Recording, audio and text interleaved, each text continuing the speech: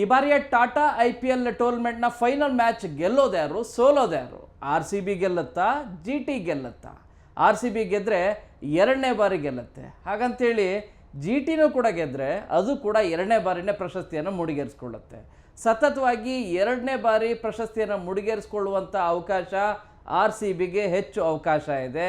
GT ಒಂದು ಸಾರಿ ಈ ಹಿಂದೆ 2023ರಲ್ಲಿ ಒಂದು ಸಾರಿ ಪ್ರಶಸ್ತಿಯನ್ನು ಗೆದ್ದುಕೊಂಡಿತ್ತು. ಈ ಸಾರಿನೂ ಕೂಡ ನಾವು ಮತ್ತೆ ಗೆಲ್ತೇವೆ, ಪ್ರಶಸ್ತಿಯನ್ನು ಟಕ್ಕರ್ ಕೊಡ್ತೇವೆ RCBಗೆ ಅಂತೇಳಿ ಸಾಕಷ್ಟು ರೀತಿಯಾದಂಥ ಪ್ರಯತ್ನಗಳನ್ನು ಮಾಡ್ತಾ ಇದ್ದಾರೆ. ಕಳೆದ ಕ್ವಾಲಿಫೈಯರ್ ಮ್ಯಾಚಲ್ಲಿ ರಾಜಸ್ಥಾನ್ ರಾಯಲ್ಸ್ ವಿರುದ್ಧ ಆಡಿದಂಥ ರೀತಿ ಇದೆಯಲ್ಲ, ಅದು ಅದ್ಭುತ, ಅಮೋಘ. ಇಬ್ಬರು ಟಾಪ್ 2 ಪ್ಲೇಯರ್ಸ್, 700+ ರನ್ ಹೊಡೆದಂಥ ಸಾಯಿ ಸುದರ್ಶನ್ ಮತ್ತು ಶುಭ್ಮನ್ ಗಿಲ್ ಇಬ್ಬರು ಲೀಡಿಂಗ್ ಫ್ರಮ್ ದ ಫ್ರಂಟ್ ಅನ್ನೋ ರೀತಿಯಾಗಿ ಓಪನರ್ಸ್ ಅದ್ಭುತವಾದಂಥ ಬ್ಯಾಟಿಂಗ್ ಮಾಡ್ತಾ ಇದ್ದಾರೆ. ಆದರೆ ಇಡೀ ಈ ಬಾರಿಯ IPL ಟೂರ್ನಮೆಂಟ್ನ ಸೀಸನ್ನಲ್ಲಿ ಅತ್ಯದ್ಭುತವಾದಂಥ ಬೌಲಿಂಗ್ ಮತ್ತು ಅತ್ಯದ್ಭುತವಾದಂಥ ಬ್ಯಾಟಿಂಗ್ ಆಲ್ರೌಂಡ್ ಪ್ರದರ್ಶನ ಮಾಡಿದ್ದು ಮತ್ತು ಟಾಪ್ 1 ಪ್ಲೇಸಲ್ಲಿರೋದು ನೋ ಡೌಟ್ ಅದು ರಾಯಲ್ ಚಾಲೆಂಜರ್ಸ್ ಬೆಂಗಳೂರು. ಈ ಬಾರಿಯ IPL ಟೂರ್ನಮೆಂಟ್ ಫೇವ್ರೇಟ್ ಯಾರು ಕಪ್ ಗೆಲ್ಲೋರು ಅಂದರೆ ಅದರಲ್ಲಿ ಮತ್ತೊಂದು ಮಾತಿಲ್ಲ, RCBನೇ ಅಂತಲೇ ಹೇಳ್ಬೋದು. ಈ ಬಾರಿ ಕಪ್ ನಮ್ಮದೇ ಅಂಥೇಳಿ ಪ್ರತಿ ಸಾರಿನೂ ಕೂಡ ಸ್ಲೋಗನ್ ಇತ್ತು RCB ಅಭಿಮಾನಿಗಳು. ಈ ಸಾರಿ ಮಾತ್ರ ಅಲ್ಲ, ಮುಂದಿನ ಸಾರಿನೂ ಕೂಡ ಕಪ್ ನಮ್ಮದೇ ಅನ್ನೋ ರೀತಿಯಾದಂಥ ಸ್ಟೇಟ್ಮೆಂಟ್ಗಳು ಬರ್ತಾ ಇದೆ. ಈ ಸಾರಿನೂ ಕೂಡ ಕಪ್ ನಮ್ಮದೇ ಅಂಥೇಳಿ ಮತ್ತೊಂದು ಸಾರಿ ಸ್ಟೇಟ್ಮೆಂಟ್ ಕೊಡ್ತಾ ಇದ್ದಾರೆ. ಆ ರೀತಿಯಾದಂಥ ಕಾನ್ಫಿಡೆನ್ಸ್ ಅದ್ಭುತವಾಗೇ ಇದೆ.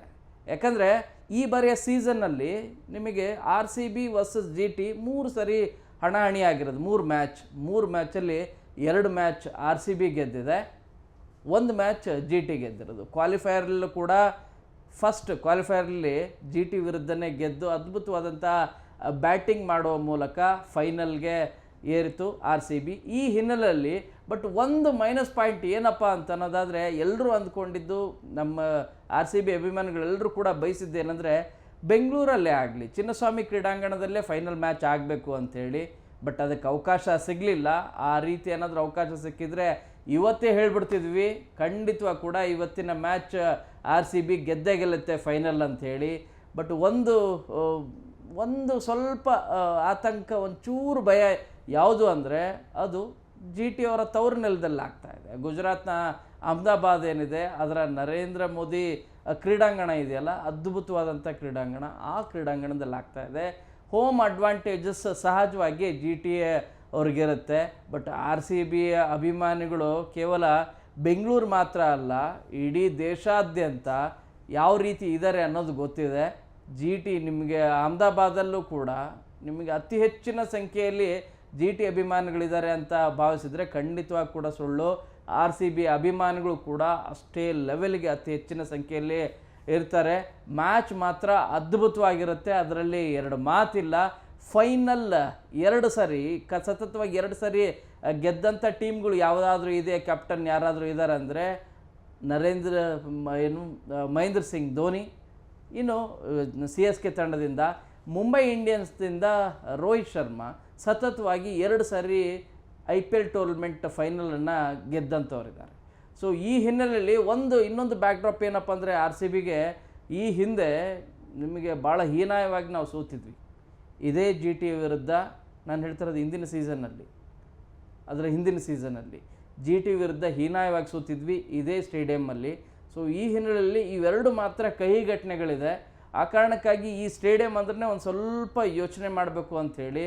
ಬಟ್ ಈ ಬಾರಿಯ ಸೀಸನ್ನಲ್ಲಿ ಆಡ್ತಿರುವಂಥ ರೀತಿ ಟಾಪ್ ಆರ್ಡರಲ್ಲಿ ಕ್ವಾಲಿಫೈಯರ್ ಲೆವೆಲಿಂದ ಚೇಂಜಸ್ ಆಗ್ತಾ ಇದೆ. ಯಾಕಂದರೆ ಮೊದಲು ಆರಂಭದಲ್ಲಿ ಇದ್ದಿದ್ದು ಫಿಲ್ ಸಾಲ್ಟ್ ಇದ್ದರು, ಬಟ್ ಈಗ ಫಿಲ್ ಸಾಲ್ಟ್ ಜೊತೆ ಕೊಹ್ಲಿ ಬರ್ತಾಯಿದ್ರು. ಅದಾದಮೇಲೆ ಚೇಂಜಸ್ ಆಯಿತು. ಈಗ ಫಿಲ್ ಸಾಲ್ಟ್ ಇಲ್ಲ, ಅವರ ಸ್ಥಾನಕ್ಕೆ ಈಗ ವೆಂಕಟೇಶ್ ಅಯ್ಯರ್ನ ಆಡ್ತಾ ಇದ್ದಾರೆ. ಬಟ್ ಕಳೆದ ಕ್ವಾಲಿಫೈಯರ್ ಮ್ಯಾಚಲ್ಲಿ ಅದ್ಭುತವಾದಂಥ ಬ್ಯಾಟಿಂಗ್ ಏನು ಮಾಡಲಿಲ್ಲ. ಫೈನಲಲ್ಲಿ ನಿರೀಕ್ಷೆ ಮಾಡ್ಬೋದಾಗಿದೆ ವೆಂಕಟೇಶ್ ಅಯ್ಯರ್, ಅದ್ರ ಜೊತೆಗೆ ವಿರಾಟ್ ಕೊಹ್ಲಿ. ಕಿಂಗ್ ಕೊಹ್ಲಿ ಸಕ್ಸಸ್ ಆದರು ಅಂದರೆ, ಯಾಕಂದರೆ ರನ್ ಮೆಷಿನ್ ಅದ್ಭುತವಾದಂಥ ಚೇಸ್. ಇದರಲ್ಲೂ ಕೂಡ ಟಾಸ್ ತುಂಬಾ ಇಂಪಾರ್ಟೆಂಟ್ ಆಗುತ್ತೆ. ಟಾಸ್ ಯಾರು ಗೆಲ್ತಾರೆ ಅವರು ಚೇಸನ್ನು ಆಯ್ಕೆ ಮಾಡಿಕೊಂಡ್ರೆ ಮ್ಯಾಕ್ಸಿಮಮ್ ಮ್ಯಾಚ್ ಗೆದ್ದಂತಾನೆ. ಬಟ್ ಡ್ಯೂ ಫ್ಯಾಕ್ಟರ್ ಇರುತ್ತಾ, ಇವುಗಳೆಲ್ಲವೂ ಕೂಡ ಪಿಚ್ ರಿಪೋರ್ಟ್ ನೋಡಾದ್ಮೇಲೆ ಗೊತ್ತಾಗುತ್ತೆ, ಅಲ್ಲಿವರೆಗೂ ಕೂಡ ಗೊತ್ತಾಗೋದಿಲ್ಲ. ಅಪಾರ್ಟ್ ಫ್ರಮ್ ದಟ್ ನಿಮಗೆ ಫಸ್ಟ್ ಡೌನಲ್ಲಿ ಲೀಡಿಂಗ್ ಫ್ರಮ್ ದ ಫ್ರಂಟ್ ಅನ್ನೋ ರೀತಿಯಾಗಿ ಕಳೆದ ಕ್ವಾಲಿಫೈಯರ್ ಮ್ಯಾಚಲ್ಲಿ ಆಡಿದಂಥ ರೀತಿ ಅದ್ಭುತವಾದಂಥ ಬ್ಯಾಟಿಂಗ್ ರಜತ್ ಪಟಿದಾರಿಂದ. ನಿಮಗೆ ದೇವದತ್ ಪಡಿಕ್ಕಲ್ ಬರ್ತಾರೆ, ಅದಾದಮೇಲೆ ರಜತ್ ಪಟಿದಾರ್ ಬರೋದು. ರಜತ್ ಪಟಿದಾರ್ ಆಡಿದಂಥ ರೀತಿ ಇದೆಯಲ್ಲ, ಕ್ಯಾಪ್ಟನ್ ಇನ್ನಿಂಗ್ಸ್, ಅದ್ಭುತವಾದಂಥ ನಾಕ್ ಅದು. ಸೊ ಅವರು ಇರೋದ್ರಿಂದನೂ ಕೂಡ ಇನ್ನೊಂದಷ್ಟು ಕಾನ್ಫಿಡೆನ್ಸ್ ಕೂಡ ಇದೆ. ಸೊ ಒಂದು ಚೇಂಜಸ್ ಮಾಡಿದ್ದು ಲಾಸ್ಟ್ ಕ್ವಾಲಿಫೈಯರ್ನಲ್ಲಿ ಏನು ಅಂತ ಅನ್ನೋದಾದರೆ, ಶೆಫರ್ಡ್ ಅವ್ರನ್ನ ಆಡಿಸ್ತಾ ಇಲ್ಲ, ಅದರ ಬದಲಾಗಿ ಡಫಿ ಅವ್ರನ್ನ ಮೇನ್ ಬೌಲರ್ ಅವ್ರನ್ನೂ ಕೂಡ ಯೂಸ್ ಮಾಡ್ಕೋತಾ ಇದ್ದಾರೆ. ಹೇಸಲ್ವುಡ್ ಇರ್ತಾರೆ. ನಿಮಗೆ 26 ವಿಕೆಟ್ಗಳನ್ನು ತೆಗೆದುಕೊಂಡಂಥ ಭುವನೇಶ್ವರ್ ಕುಮಾರ್, ಸ್ವಿಂಗ್ನ ಅದ್ಭುತವಾದಂಥ ಬೌಲರ್.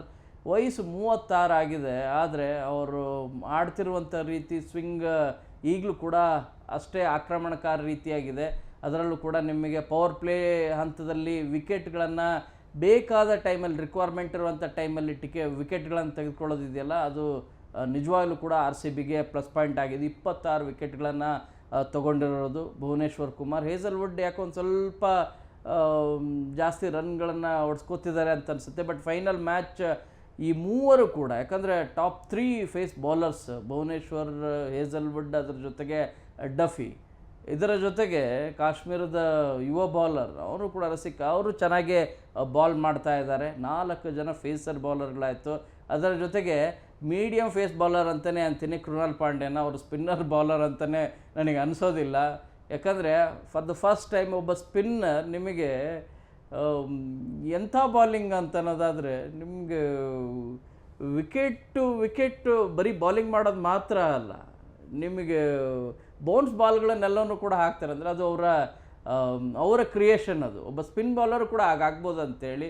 ಸೊ ಅವರು ಬರೀ ಕೇವಲ ಬಾಲಿಂಗ್ ಮಾತ್ರ ಅಲ್ಲ, ಬ್ಯಾಟಿಂಗಲ್ಲೂ ಕೂಡ ಆಲ್ರೌಂಡ್ ಪ್ರದರ್ಶನ ಮಾಡ್ತಾ ಇದ್ದಾರೆ. ಈ ಕಾರಣಕ್ಕಾಗಿ ಬ್ಯಾಟಿಂಗ್ ಮತ್ತು ಬಾಲಿಂಗ್ ಭಾಳನೇ ಅದ್ಭುತವಾದಂಥ ಬ್ಯಾಲೆನ್ಸ್ ಇದೆ ಟಿಮ್ ಡೇವಿಡ್ ಆಡ್ತಿರುವಂಥ ರೀತಿ ನಿಮಗೆ. ಸೊ ನೋ ವರಿ, ಇಂಜುರೀಸು ಕೂಡ ಯಾವುದೇ ರೀತಿ ತೊಂದರೆ ಇಲ್ಲ ಟೀಮ್ 11ನಲ್ಲಿ ಅಂಥೇಳಿ ಈಗಾಗಲೇ ಕ್ಯಾಪ್ಟನ್ ಕೂಡ ಹೇಳಿದ್ದಾರೆ. ಬಟ್ ಇನ್ನೊಂದು ಕನ್ಸರ್ನ್ ವಿಚಾರ ಏನು ಅಂತ ಅನ್ನೋದಾದರೆ, ಕಳೆದ ಮ್ಯಾಚಲ್ಲಿ GT ಆಡಿದಂಥ ರೀತಿ ನಿಜವಾಗ್ಲೂ ಕೂಡ ಅದ್ಭುತ. ಯಾಕಂದರೆ ಅವರು ಮೊದಲ ಕ್ವಾಲಿಫೈರ್ನಲ್ಲಿ ಸೋಲನ್ನು ಅನುಭವಿಸಿದ್ರು RCB ವಿರುದ್ಧ. 2ನೇ ಕ್ವಾಲಿಫೈರ್ನಲ್ಲಿ ಅವರು ಪುಟಿದೇಳ್ಕೊಂಡು ವಾಪಸ್ ಬಂದಿದ್ದಾರೆ ರಾಜಸ್ಥಾನ್ ರಾಯಲ್ಸ್ ವಿರುದ್ಧ. ಅದ್ಭುತವಾದಂಥ ಬ್ಯಾಟಿಂಗ್. ಟಾಪ್ 3 ವಿಕೆಟ್ ಏನಿದೆಯಲ್ಲ, ಇದು ತುಂಬಾ ಇಂಪಾರ್ಟೆಂಟ್. ಶುಭ್ಮನ್ ಗಿಲ್, ಅದರ ಜೊತೆಗೆ ಸಾಯಿ ಸುದರ್ಶನ್, ಅದರ ಜೊತೆಗೆ ಬಟ್ಲರ್, ಮೂವರು ಕೂಡ. ಯಾಕಂದರೆ ಸಾಯಿ ಸುದರ್ಶನ್ 700+, ಶುಭ್ಮನ್ ಗಿಲ್ 700+, ಅದರಲ್ಲೂ ಕೂಡ ಕಳೆದ ಮ್ಯಾಚಲ್ಲಿ 100 ಹೊಡೆದಿದ್ದಾರೆ. ಸಾಯಿ ಸುದರ್ಶನ್ ಕಂಟಿನ್ಯೂಸ್ ಆಗಿ 2-3 ಮ್ಯಾಚಲ್ಲಿ 50 ಹೊಡೆದಿರೋದು. ಇವರ ಶತಕದ ಆಟನೂ ಕೂಡ ಇದೆ, ಓಪನಿಂಗ್ ಪೇರ್ ಅದ್ಭುತವಾಗಿ. ಇನ್ನು ಜೋಸ್ ಬಟ್ಲರ್ ಕೂಡ ಅದ್ಭುತವಾದಂಥ ಬ್ಯಾಟಿಂಗ್ ಮಾಡ್ತಾಯಿದ್ದಾರೆ. 500 ರನ್ ಪ್ಲಸ್ ಬ್ಯಾಟಿಂಗ್ ಮಾಡಿದವರು. ಟಾಪ್ 3 ವಿಕೆಟ್ಗಳನ್ನು ತೆಗೆದುಕೊಂಡ್ರೆ GT ಆಲ್ಮೋಸ್ಟ್ ಡನ್, ಏನೂ ಇಲ್ಲ. ಯಾಕಂದರೆ ಕಳೆದ ಮ್ಯಾಚಲ್ಲಿ, ಕ್ವಾಲಿಫೈಯರ್ ಮ್ಯಾಚಲ್ಲಿ ಇದೇ GT ವಿರುದ್ಧ RCB ಆಡಿದಾಗ ಏನಾಯಿತು ಸಿಚುವೇಶನ್ ಅನ್ನೋದು ಎಲ್ರಿಗೂ ಕೂಡ ಗೊತ್ತಿರುವಂಥ ವಿಚಾರ. ಸೇಮ್ ಅದು ರಿಪೀಟ್ ಆಗುತ್ತೆ ಅಂತಲೇ ಎಲ್ಲರೂ ಭಾವಿಸಿದ್ದಾರೆ. ಸೊ ಈ ಹಿನ್ನೆಲೆಯಲ್ಲಿ ಟಾಪ್ 3 ವಿಕೆಟ್ ತೆಗೆದುಕೊಳ್ಳೋದು ತುಂಬಾ ಇಂಪಾರ್ಟೆಂಟ್. ಬಟ್ GTಯ ಬೌಲರ್ಗಳನ್ನು ವಿಚಾರಕ್ಕೆ ಬರೋದಾದರೆ, ಕಗಿಸೋ ರಬಾಡ ಅದ್ಭುತವಾದಂಥ ಬಾಲಿಂಗ್ ಮಾಡಿದ್ದಾರೆ. 28 ವಿಕೆಟ್ ತೆಗೆದುಕೊಂಡಿರೋದು ಈ ಬಾರಿಯ ಸೀಸನ್ನಲ್ಲಿ. ಇನ್ನು ಮೊಹಮ್ಮದ್ ಸಿರಾಜ್ ನಿಮಗೆ ಪ್ಲೇ ಆಫಲ್ಲಿ ಅಥವಾ ನಿಮಗೆ ಪವರ್ ಪ್ಲೇಯಲ್ಲಿ ಉತ್ತಮವಾದಂಥ ಬಾಲಿಂಗ್ ಮಾಡ್ತಾ ಇದ್ದಾರೆ. ಬೇಕಾದ ಸಂದರ್ಭದಲ್ಲಿ ವಿಕೆಟ್ ಕೂಡ ತೆಗೆದಿದ್ದಾರೆ. 18 ವಿಕೆಟ್ ಈ ಟೂರ್ನಮೆಂಟಲ್ಲಿ ತೆಗೆದಿರೋದು. ಸೊ ಇವರಿಬ್ಬರು ಕೂಡ ಬೌಲರ್ಗಳು ಒಂದಷ್ಟು ಎಫೆಕ್ಟಿವ್ ಆಗ್ತಾರೆ. ಬಟ್ RCB ಬ್ಯಾಟರ್ಗಳ ಮುಂದೆ, ದಾಂಡಿಗರ ಮುಂದೆ